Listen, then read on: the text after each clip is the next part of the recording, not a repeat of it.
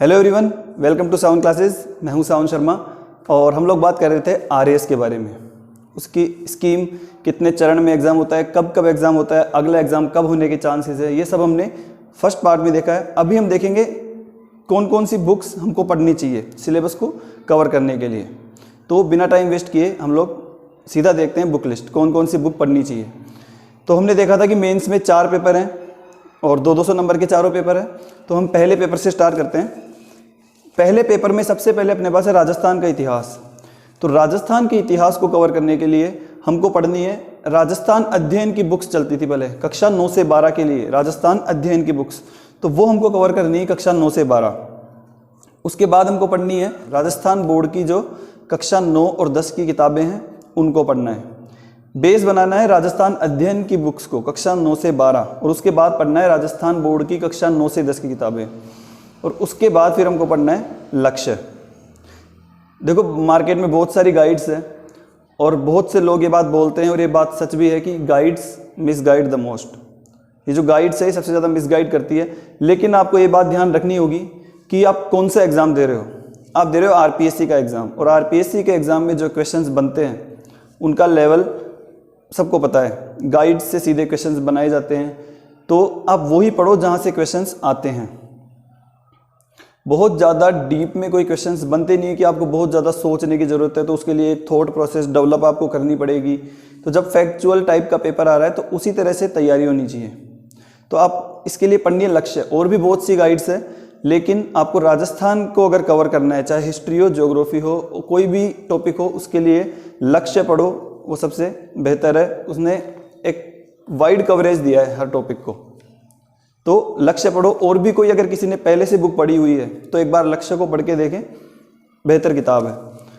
तो ये राजस्थान इतिहास के लिए हो गया राजस्थान अध्ययन की बुक कक्षा 9 से 12, फिर राजस्थान बोर्ड 9 से 10 और लक्ष्य की गाइड, ठीक है। और लेटेस्ट पढ़नी है जो सबसे नई आ रही है आरएएस के लिए। इसके बाद आता है भारतीय इतिहास। अब भारतीय इतिहास में हमको क्या पढ़ना है? देखो, भारतीय इतिहास 3 भागों में है, प्राचीन भारत, मध्यकालीन भारत और आधुनिक भारत। तो प्राचीन भारत के लिए हमको पढ़नी है आर.एस. शर्मा की एक बुक आती है, वो हमको पढ़नी है प्राचीन भारत के लिए। मध्यकालीन भारत के लिए पढ़नी है सतीश चंद्रा की बुक और आधुनिक भारत के लिए पढ़नी है 2 बुक्स है, उनमें से एक लेनी है आपको, स्पेक्ट्रम है और विपिन चंद्रा है। तो स्पेक्ट्रम पढ़ो, उसमें फैक्ट्स अच्छे से हैं, और विपिन चंद्रा की बुक में जो भी फैक्ट्स हैं वो सब भी स्पेक्ट्रम में इंक्लूड है।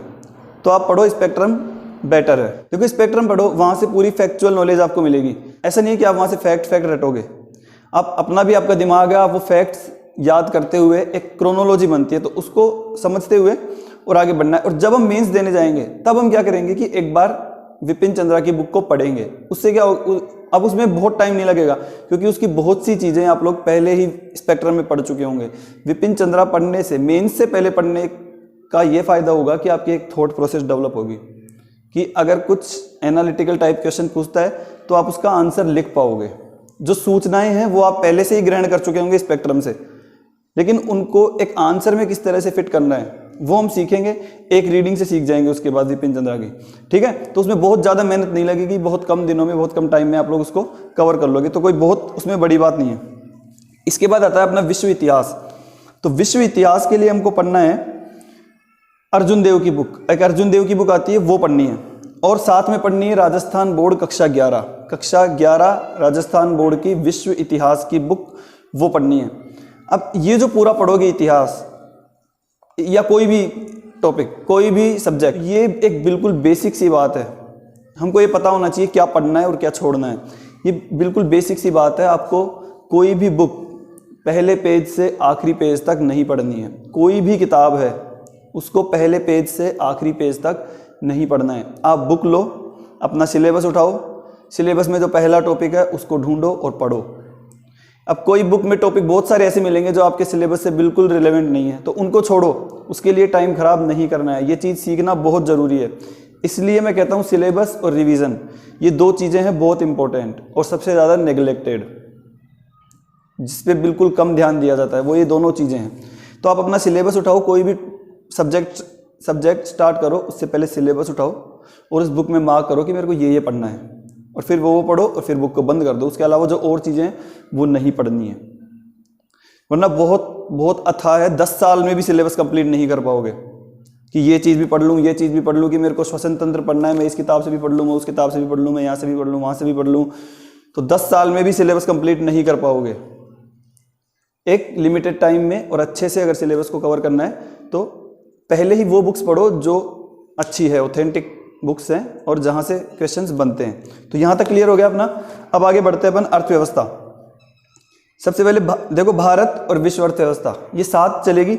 सबसे पहले सीखने होते हैं हमको कॉन्सेप्ट्स, उसके बाद फिर हम कोई चीज़ पढ़ते हैं। तो यहाँ पे आपको सबसे पहले अर्थव्यवस्था, सबसे पहले आपको अगर कुछ पढ़ना है तो वो पढ़ना है एनसीईआरटी कक्षा 9 से 12। अर्थव्यवस्था राजस्थान बोर्ड की बुक्स में बिल्कुल भी अच्छे से कवर नहीं किया है। अर्थव्यवस्था के लिए आपको पढ़नी है सबसे पहले एनसीईआरटी कक्षा 9 से 12।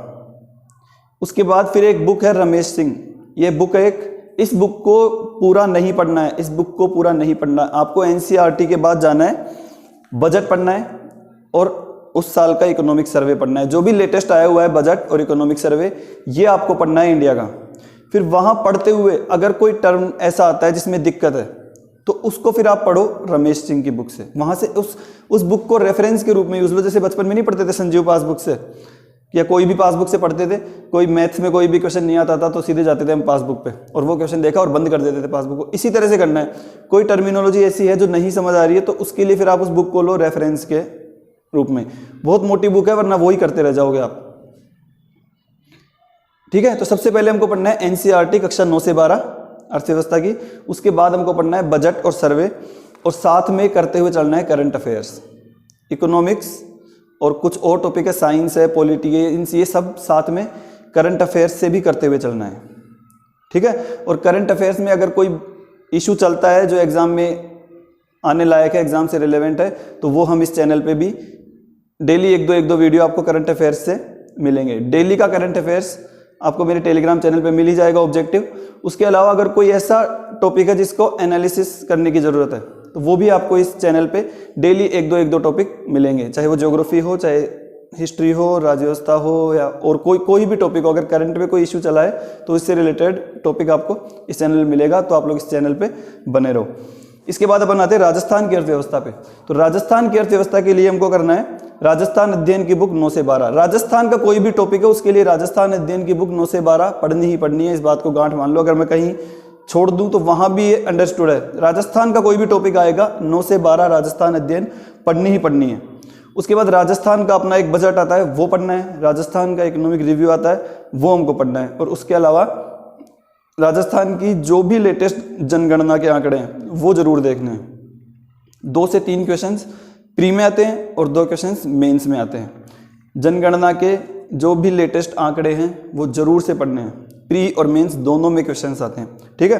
और उसके बाद एक राजस्थान की इकोनॉमिक्स के लिए एक बुक आती है नाथूराम का, वो भी आप लोग देख सकते हो, ठीक है। तो राजस्थान की अर्थव्यवस्था में हमने क्या क्या देखा, राजस्थान अध्ययन 9 से 12, और उसके बाद राजस्थान का बजट, इकोनॉमिक रिव्यू और जनगणना के आंकड़े, और उसके बाद नाथूराम का, ठीक है। राजस्थान का इकोनॉमिक रिव्यू जब आप देखोगे तो वहां से और आपको राजस्थान की जो अर्थव्यवस्था है उसका एक जो बोलते हैं संगठित रूप वो आपको वहां से मिलेगा। वो राजस्थान बोर्ड की बुक्स में नहीं है, तो वो आपको वहीं से बेटर अच्छा मिलेगा। वहां से एक आपको समझ आएगी कि राजस्थान की अर्थव्यवस्था में क्या क्या चीजें हैं, ठीक है।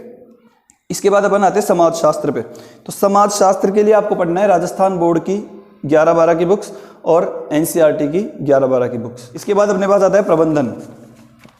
तो प्रबंधन में भी अपने को सेम वही पढ़ना है, राजस्थान बोर्ड कक्षा 11-12 की किताबें और वही एनसीईआरटी कक्षा 11-12 की किताबें।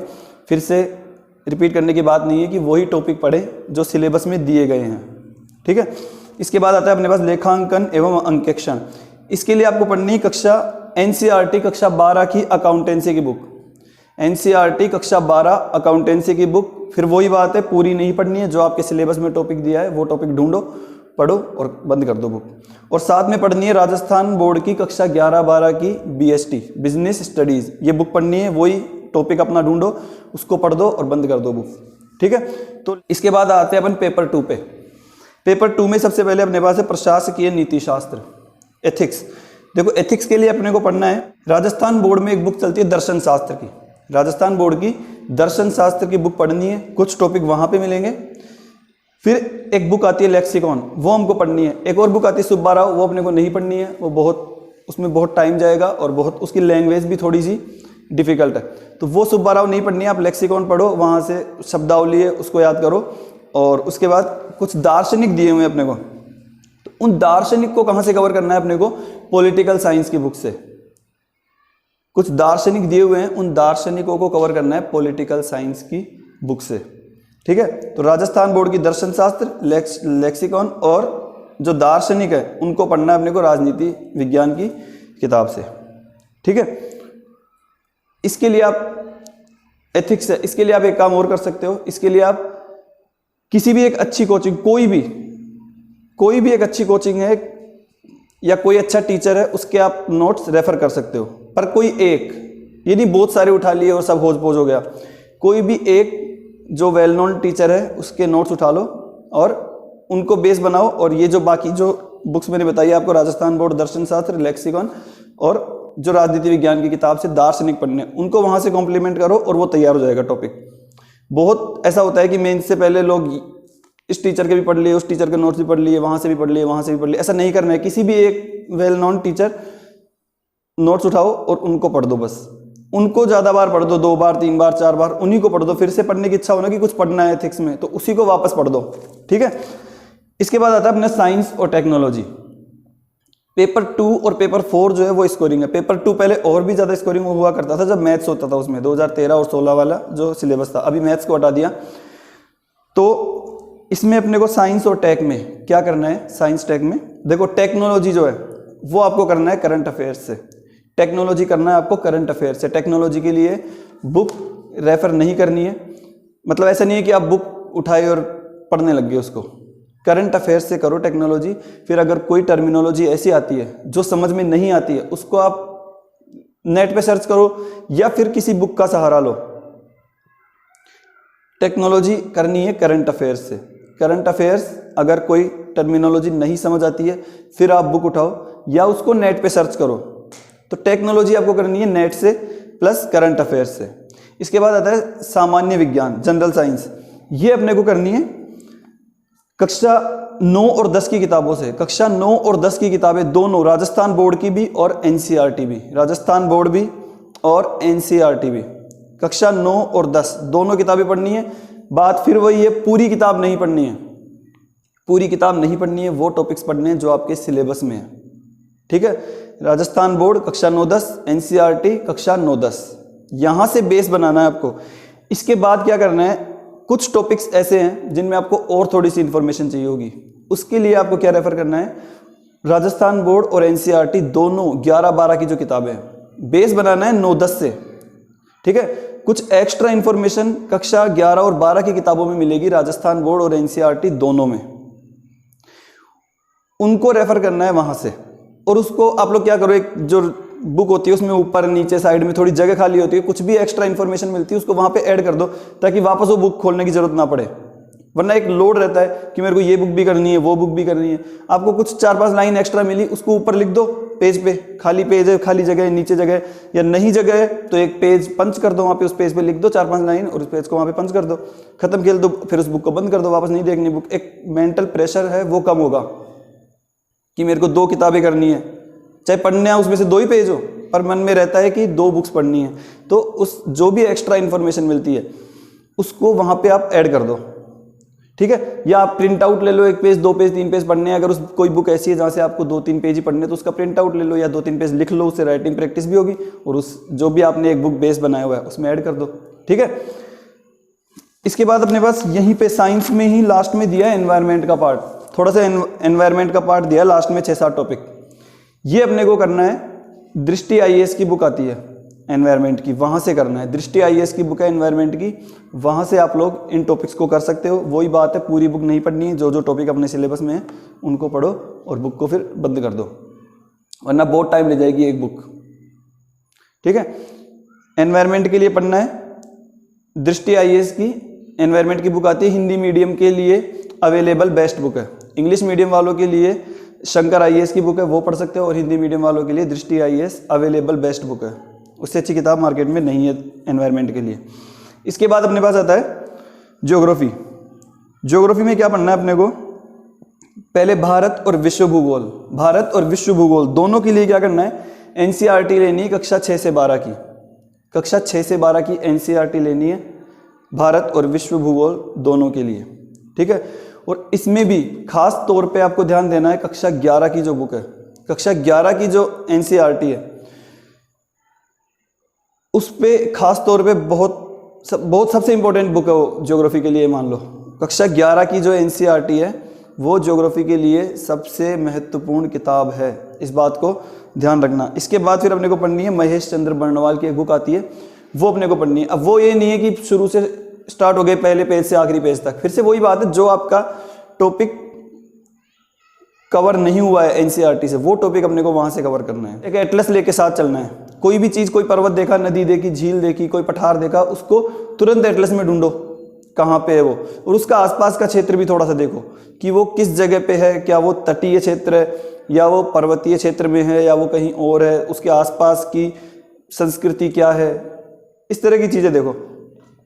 इसके बाद अपन आते हैं राजस्थान की ज्योग्राफी पे। राजस्थान की ज्योग्राफी फिर से वही, राजस्थान आएगा कभी भी तो राजस्थान अध्ययन की कक्षा 9 से 12 की बुक्स पढ़नी ही पढ़नी है।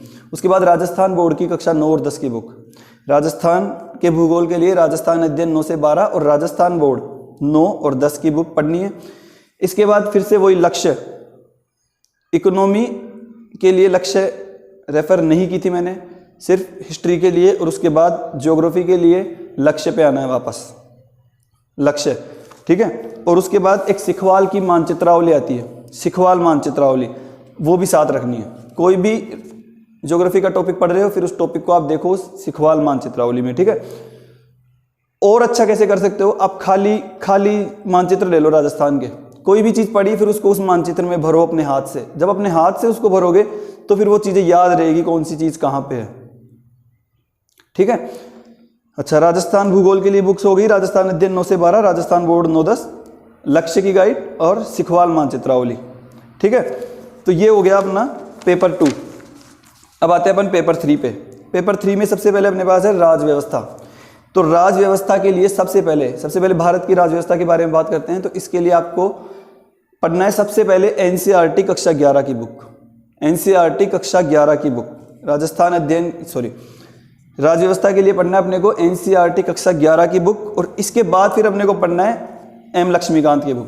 पहले एनसीईआरटी 11, उससे एक समझ विकसित होगी कि संविधान क्या है, क्यों किसी देश में संविधान की ज़रूरत है, राज व्यवस्था क्या होती है, ये सब आपको बेसिक नॉलेज मिलेगी उस कक्षा 11 की बुक से। फिर उसके बाद पढ़ना है लक्ष्मीकांत की बुक, ठीक है। इसके अलावा और किसी बुक पे नहीं जाना है, लक्ष्मीकांत बेस्ट बुक है इस कंपटीशन के पॉइंट ऑफ व्यू से। तो वो ये दोनों बुक्स पढ़नी है भारत की राज व्यवस्था के लिए। और इसके साथ करंट अफेयर्स, ध्यान रखना, राज व्यवस्था के लिए करंट अफेयर्स बहुत ज़रूरी है और अर्थव्यवस्था के लिए भी करंट अफेयर्स बहुत ज़रूरी है। इसके बाद फिर अपन आते हैं विश्व की राज व्यवस्था के लिए। तो वहाँ पे भी अपने को पढ़ना है एनसीईआरटी कक्षा 12 की बुक, एनसीईआरटी कक्षा 12 की बुक, ठीक है। एनसीईआरटी कक्षा 12 की बुक और करंट अफेयर्स, विश्व की राज व्यवस्था कहाँ से कवर करनी है, एनसीईआरटी कक्षा 12 की बुक और करंट अफेयर्स से, ठीक है। इसके बाद राजस्थान के लिए कहाँ से पढ़ना है, राजस्थान अध्ययन कक्षा 9 से 12, राजस्थान अध्ययन कक्षा 9 से 12, थोड़ा बहुत लक्ष्य से देख सकते हो। और इसके अलावा करंट अफेयर्स और एक और भी अच्छी अगर एक बुक रेफर करनी है तो फिर वो आप पढ़ सकते हो, वर्धमान यूनिवर्सिटी जो है, कोटा ओपन जिसको हम बोलते हैं, वर्धमान यूनिवर्सिटी की बुक है, वो आप पढ़ सकते हो जो कॉलेज भी चलती है, ठीक है। तो ये हो गया राज व्यवस्था। भारत की राज व्यवस्था के लिए एनसीईआरटी कक्षा 11 और लक्ष्मीकांत, विश्व राज व्यवस्था के लिए पढ़नी है अपने को एनसीईआरटी कक्षा 12 और करंट अफेयर्स का सबसे बड़ा रोल रहेगा विश्व राज व्यवस्था में। उसके बाद राजस्थान के लिए पढ़नी है राजस्थान अध्ययन कक्षा 9 से 12 की राजस्थान अध्ययन और VMOU से, और थोड़ा सा लक्ष्य को रेफर कर सकते हो। इसके बाद अपन आते हैं पबेड पे, लोक प्रशासन के लिए आपको पढ़नी है राजस्थान बोर्ड की कक्षा 11 और 12 की बुक, लोक प्रशासन के लिए पढ़नी है राजस्थान बोर्ड की कक्षा 11 और 12 की बुक। उन बुक्स को जब देखोगे तो आपको खुद फील हो जाएगा कि सिलेबस यहीं से बनाया गया है। कुछ टॉपिक्स हैं जो उस बुक में नहीं मिलेंगे, तो फिर वो टॉपिक्स अपने को कवर करने हैं लक्ष्मीकांत से, एम लक्ष्मीकांत लोक प्रशासन की अलग से बुक आती है, वहाँ से अपने को वो टॉपिक्स कवर करने हैं, पूरी बुक नहीं पढ़नी है। जो टॉपिक राजस्थान बोर्ड की कक्षा 11 और 12 में नहीं मिलेंगे सिर्फ उन्हीं को पढ़ना है फिर उस लक्ष्मीकांत वाली बुक से। ऐसा नहीं करना है कि जो टॉपिक्स राजस्थान बोर्ड वाली कक्षा 11-12 में मिल रहा है उनको भी फिर से वहाँ से पढ़ रहे हो, ऐसा नहीं पढ़ना है। राजस्थान बोर्ड में 11-12 की बुक में बहुत अच्छे से दिए हुए हैं, जो टॉपिक्स दिए हुए हैं वो बहुत अच्छे से दिए हुए हैं। जो टॉपिक वहाँ नहीं है उन्हीं को सिर्फ देखना है लक्ष्मीकांत से, ठीक है। लोक प्रशासन में यही है, राजस्थान बोर्ड कक्षा 11-12 और लक्ष्मीकांत, ठीक है। अच्छा, इसके बाद इकाई 3 में अपने पास सबसे पहले खेल और योग। अब देखो खेल और योग का जो सिलेबस है वो इस तरह का है कि आप इसको इंटरनेट से इजीली कवर कर सकते हो। भारत में खेलों की नीतियाँ, तो ये अपने को नेट पे मिल जाएगी, उसका ड्राफ्ट मिल जाएगा और जो भी पॉलिसीज़ है वो अपने को वहाँ से मिल जाएगी, तो इसको इंटरनेट से आराम से कवर कर सकते हो। राजस्थान राज्य क्रीड़ा परिषद, तो राजस्थान राज्य क्रीड़ा परिषद की साइट पे जाओ, वहाँ पे हर चीज़ अवेलेबल है। तो ये एक ऐसा टॉपिक है जिसको आप इंटरनेट से ईजिली कवर कर सकते हो, इसमें कोई खास बात है नहीं ऐसी। भारत के श्रेष्ठ खिलाड़ी, तो ये करंट अफेयर्स से करते रहो। करंट अफेयर्स में जो भी कोई प्लेयर्स आ रहे हैं उनके नाम लिखो और किस खेल से संबंधित है, क्या क्या उपलब्धियां उनको लिख लो और बार बार रिवाइज करो। तो ये सब चीज़ें आप कर सकते हो साइट से। ये कुछ पुरस्कार दिए हुए हैं, ये भी वहाँ पे मिल जाएंगे साइट्स पे इजीली। तो ये जो खेल और योग का टॉपिक है ये आप इंटरनेट के थ्रू इजीली कर सकते हो। इसके बाद आता है व्यवहार। इसके लिए अपने को करनी है, राजस्थान बोर्ड में कक्षा 11 और 12 की किताब आती है और ऐसे ही NCERT में कक्षा 11 और 12 की किताबें हैं। राजस्थान बोर्ड में भी चलता है 11-12 में और NCERT में भी चलता है 11-12 में, और लगभग वो सेम ही है। कुछ टॉपिक 11-12 में राजस्थान बोर्ड में मिलेंगे, कुछ टॉपिक मिलेंगे NCERT में, ठीक है। जो टॉपिक ओवरलैप कर रहे हैं उधर भी है वहाँ को उसको किसी एक से पढ़ो, NCERT से पढ़ लो, बेटर है, ठीक है। जो टॉपिक दोनों में है उनको NCERT से पढ़ो और जो टॉपिक एक किताब में उसको अलग से पढ़ो, ठीक है। पर पूरा मिल जाएगा आपको दोनों बुक्स में, राजस्थान बोर्ड 11-12 में और NCERT 11-12 में। उसके बाद जो लॉ है, विधि, इसको पढ़ना है इंटरनेट से। इसमें देखो कुछ अपने को ये दिए हुए हैं। पहले विधि की अवधारणा, स्वामित्व, कब्जा, व्यक्तित्व, दायित्व, अधिकार एवं कर्तव्य।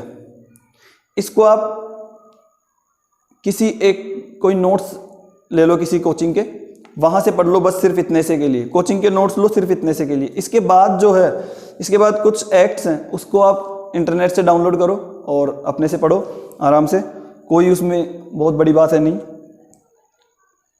और करंट अफेयर्स से उसको रिलेट करते रहो। सारे एक्ट आपको नेट पे मिल जाएंगे, हिंदी इंग्लिश दोनों में, उनको पढ़ो और उनको करंट अफेयर से रिलेट करते रहो। इसके बाद आता है चौथा पेपर, जो सबसे ज़्यादा स्कोरिंग है इस पूरे सिलेबस में, सबसे ज़्यादा स्कोरिंग। लेकिन बहुत से लोग ऐसे हैं जो इसको नेग्लेक्ट करते हैं कि इसको बाद में कर लेंगे, या मेरी तो इंग्लिश अच्छी है या मेरी तो हिंदी अच्छी है, ठीक है। अच्छी होने में और मार्क्स लाने में बहुत अंतर होता है। तो देखो हिंदी का जो सिलेबस है उसको पहले इन्होंने 3 भागों में बांटा हुआ है। पहले भाग है 50 अंक का, और इसमें जो सारी चीज़ें हैं ये सारी चीज़ें रट्टा मारने वाली, संधि, उपसर्ग, प्रत्यय। संधि थोड़ा बहुत उसमें समझने का है तो उसको समझ लो, और जो अपवाद हैं प्रश्न बनेंगे वहीं से, अपवाद उनको रट्टा मारो। अपवाद वो होता है जिसमें कोई नियम नहीं लगता, तो उसमें नियम ही नहीं लगता तो उसको समझोगे क्या, तो उस चीज़ को रट लो। विलोम शब्द है रट लो, शब्द युग्म है रट लो, पर्यायवाची शब्द है रट लो, वाक्यांश के लिए एक शब्द है उसको रट लो। रटने वाले ये 50 अंक है, इसमें जो ज़्यादा से ज़्यादा अंक लाएगा वो ही जीतेगा। इसमें जो ज़्यादा से ज़्यादा लाएगा, इसमें 48, 49, 44, 45 नंबर भी बहुत से लोगों के आते हैं। तो इस 50 अंक के पार्ट में जो ज़्यादा से ज़्यादा नंबर लाएगा एंड में वही जीतेगा। इसके बाद अगला जो 50 अंक है ये है संक्षिप्तीकरण, पल्लवन, पत्र, प्रारूप, इस तरह का है। तो इसको करना है आपको, राघव प्रकाश की बुक ले लो या कोई पुरानी व्याकरण की किताब ले लो, वहां से करना है, ठीक है।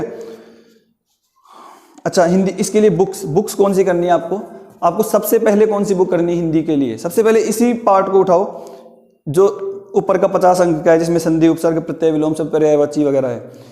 इस टॉपिक को कवर करना है अपने को। सबसे पहले एक सोहन दान चारण की बुक चलती थी पहले, कक्षा 9 से 12 के लिए हिंदी व्याकरण की, सोहन दान चारण। सबसे पहले वहां से कवर करो, बहुत टाइम नहीं लगेगा उसमें, एक टॉपिक कवर करते चलो, जल्दी से वो हो जाएगी। और हिंदी और इंग्लिश के लिए मैंने पहले आपको कहा था, ये टॉपिक, ये सब्जेक्ट जिस दिन तैयारी स्टार्ट करोगे तब से लेकर जिस दिन एग्जाम दोगे तब तक इनकी तैयारी चलेगी। आज याद करोगे, 2 दिन बाद भूलोगे, उसको फिर रिवाइज करो, फिर उसको भूलोगे, फिर रिवाइज करो। तो रिवाइज करते जाना है तो वो याद रहेगी चीज़ें। तो इसके लिए सबसे पहले करना है सोहनदान चारण की बुक।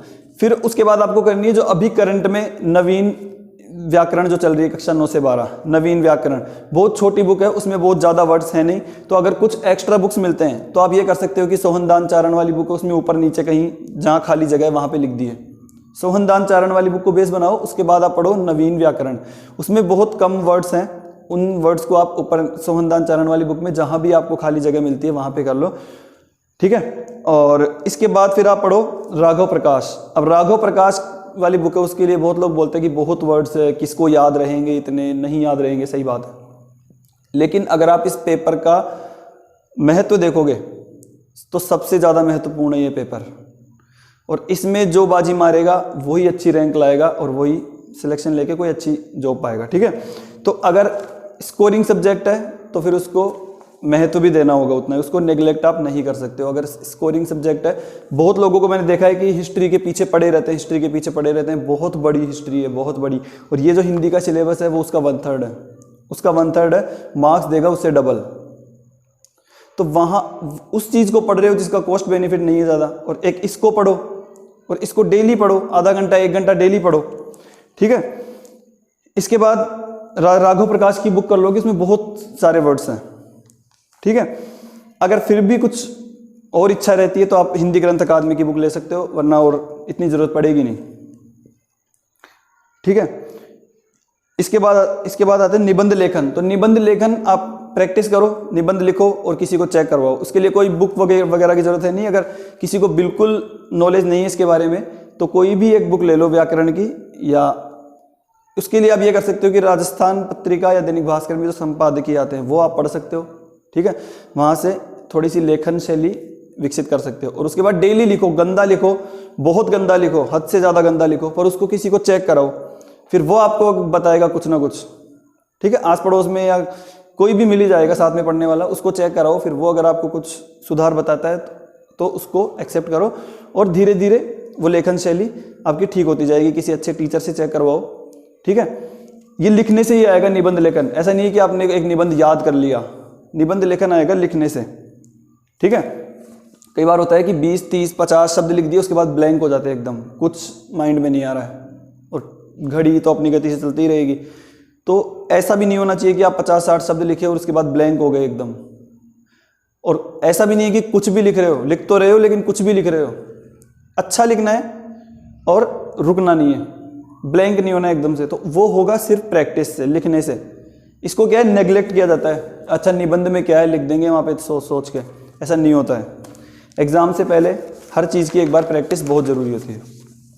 इसके बाद अब आते हैं अपन इंग्लिश के लिए। तो इंग्लिश के लिए राजस्थान जो ये आरएस का एग्जाम है, इसके लिए अच्छी बुक है बीके रस्तोगी, उस बुक को करो। अगर उसके बाद भी कुछ गुंजाइश रहती है तो आप जो केडी कैंपस की बुक आती है इंग्लिश की, वो है खासकर एसएससी के लिए, लेकिन आप उसको रेफर कर सकते हो अगर कुछ कमी आपको लगती है तो। बाकी बीके रस्तोगी अच्छी बुक है, और आप कर सकते हो अगर कोई इंग्लिश में राजस्थान में प्रॉब्लम आती है। बहुत से लोग ऐसे होते हैं जिनको इंग्लिश में मतलब बिल्कुल नहीं आती, ऐसा बोल सकते हैं। तो वो लोग क्या करो, कक्षा 10 की जो ग्रामर आती है वहाँ से आप लोग स्टार्ट करो, वहाँ से टेंसेस पढ़ो, छोटे छोटे सेंटेंस बनाओ, खाता हूँ, जाता हूँ, सोता हूँ, रोता हूँ, हंसता हूँ, ऐसे छोटे छोटे सेंटेंस बनाना स्टार्ट करो। फिर उसके बाद आप आओ एक्टिव पैसिव पे, फिर आप आओ नरेशन पे। तो वहाँ से आप लोग स्टार्ट करो, और उसके बाद फिर आप क्वेश्चन आंसर की प्रैक्टिस करो। बहुत लोग ऐसे हैं जिनकी ये समस्या है कि इंग्लिश बिल्कुल ही नहीं आती, लेकिन आप देखोगे 80 नंबर की इंग्लिश है, इतना आपका हिस्ट्री भी नहीं है, आपका हिस्ट्री है 65-70 नंबर का, और बाकी सब इससे कम ही है। इंग्लिश है 80 नंबर का और हिंदी 120 नंबर का। तो 80 नंबर की इंग्लिश में अगर ज़्यादा से ज़्यादा अच्छे मार्क्स लेने हैं तो आपको वोकेब स्ट्रॉन्ग करनी पड़ेगी, साथ में आपको ग्रामर भी करनी पड़ेगी। तो वो ग्रामर अगर आपको करनी है तो आप पहले कक्षा 10 की ग्रामर से स्टार्ट करो, अगर बहुत ज़्यादा प्रॉब्लम है तो। और ठीक ठाक हो तो आप बीके रस्तोगी पढ़ लो, उसके बाद अगर और गुंजाइश है तो आप पढ़ सकते हो केडी कैंपस वाली बुक। फिर उसके बाद और कुछ नहीं पढ़ना, बस अगर आएगा वहीं से आएगा, वरना तो फिर बहुत बुक्स है, आप पढ़ते ही रहो फिर, ठीक है। तो ये सारी एक बुक लिस्ट थी, इसकी आप पीडीएफ भी डाउनलोड कर सकते हो मेरे टेलीग्राम चैनल से, जिसका लिंक आपको इस वीडियो के डिस्क्रिप्शन में मिलेगा, ठीक है। अगर इस सिलेबस से या बुक लिस्ट से रिलेटेड और भी कोई आपका कोई क्वेरी है तो आप कमेंट कर सकते हो, कोशिश करूँगा मैं उसका जितनी जल्दी हो सके आपको जवाब देने का। और अभी राजस्थान पब्लिक सर्विस कमीशन के जो भी एग्ज़ाम है, ये जो बुक लिस्ट है, देखो ऐसा नहीं है कि ये सिर्फ आरएएस के लिए। अगर आप और कोई एग्ज़ाम दे रहे हो, कोई पुलिस वाला एग्ज़ाम दे रहे हो, पटवारी का दे रहे हो, ग्राम सेवक का, या कोई भी एलडीसी कोई भी एग्ज़ाम है, उसमें अगर यही सेम सिलेबस है, मोर और लेस सेम ही है। अब राजस्थान की आप चित्रकला पढ़ोगे, वो राजस्थान के लिए अलग पढ़ोगे और पटवारी के लिए अलग पढ़ोगे, ऐसा तो कहीं है नहीं। तो अगर सिलेबस सेम है, मोर और लेस सेम ही होता है, तो उसके लिए भी आप ये बुक्स रेफर कर सकते हो। ऐसा नहीं कि उसके लिए कोई बहुत अलग से कहीं से बुक लिखी जाएगी। तो ये सिर्फ लोगों को, स्टूडेंट्स जो हैं उनको बरगलाने की बातें होती है कि आप राजस्थान का सिलेबस हम इतने में दे रहे हैं, पटवारी का हम इतने में दे रहे हैं। अरे सिलेबस में भाई वही चीज़ें हैं। आपको चित्रकला पढ़नी है तो आप एक बार में पूरी चित्रकला पढ़ लो, उसके बाद चाहे आरएएस में पूछो, चाहे पटवारी में पूछो, चाहे ग्राम सेवक में पूछो, अलग आंसर थोड़ी हो जाएगा किसी प्रश्न का। तो आप चित्रकला पढ़ रहे हो तो उसको पूरा पढ़ो, कवर करो अच्छे से एक बार, फिर कोई भी एग्जाम में पूछने दो। तो ये सब होती है बरगलाने वाली बातें, ठीक है। तो उसमें घूमना नहीं है। अगर कोई भी एग्जाम आप दे रहे हो और साथ में देना ही है, जैसे कि मैंने आपको बताया था पिछले वीडियो में कि आरएएस आरपीएससी का जो रवैया है वो है 3 साल 4 साल का। अगर उसमें आपका हो जाता है तो बहुत ही अच्छी बात है, अगर नहीं होता है तो फिर वो डिप्रेशन वाली चीज़ हो जाती है। तो साथ में एक बैकअप रखना बहुत ज़रूरी है अगर आप आरएएस की तैयारी कर रहे हो तो। अगर आप यूपीएससी करते हो तो वो हर साल होता है। अगर आरएएस हर साल होता तो फिर हम भी यहीं पे डटे रहते कि करके ही रहना है, ठीक है। तो ये सब चीज़ें हैं, ये सारी बुक्स पढ़ो और जितना जल्दी हो सके तैयारी स्टार्ट करो, क्योंकि जैसे ही लॉकडाउन खत्म होगा और 2018 मेंस का जो रिजल्ट आएगा उसके बाद आपकी 2020 वाली वैकेंसी आनी ही आनी है, और जो अभी से स्टार्ट हो जाएगा वो आगे रहेगा। और हम इस चैनल पे कोशिश कर रहे हैं कि आपको ज़्यादा से ज़्यादा सिलेबस यहाँ कवर किया जाए। जो सिलेबस में टफ टॉपिक्स हैं या बुक्स में इजीली अवेलेबल नहीं है, या कोई चीज़ें ऐसी है जो बुक्स से पढ़ने पे समझ नहीं आती है, तो वो चीज़ें हम कोशिश करेंगे आपको यहाँ पे करवाई जाए सारी। इसके अलावा करंट इश्यूज़ जो हैं, जैसे अभी राष्ट्रीय सुरक्षा कानून है, उस पर वो करंट इश्यूज़ में था, तो अभी उसके ऊपर मैंने एक वीडियो बनाया, तो वो आप लोग ज़रूर देखें। और ऐसे ही वीडियोस में आपके लिए बहुत जो डेली करंट अफेयर्स में आ रहे हैं, जो आपके मेंस में आने लायक है, उसके ऊपर मैं वीडियोस बनाऊंगा, तो उसको आप ज़रूर देखें। और इस वीडियोस को शेयर ज़रूर करें। आप लोग जितना ज़्यादा शेयर करोगे उतने ही ज़्यादा लोग वीडियोस को देखेंगे, तो एक मोटिवेशन मिलता है, ठीक है। बाकी आपकी कोई भी क्वेरी हो तो कमेंट कर सकते हो। बाकी आपको all the best, thank you.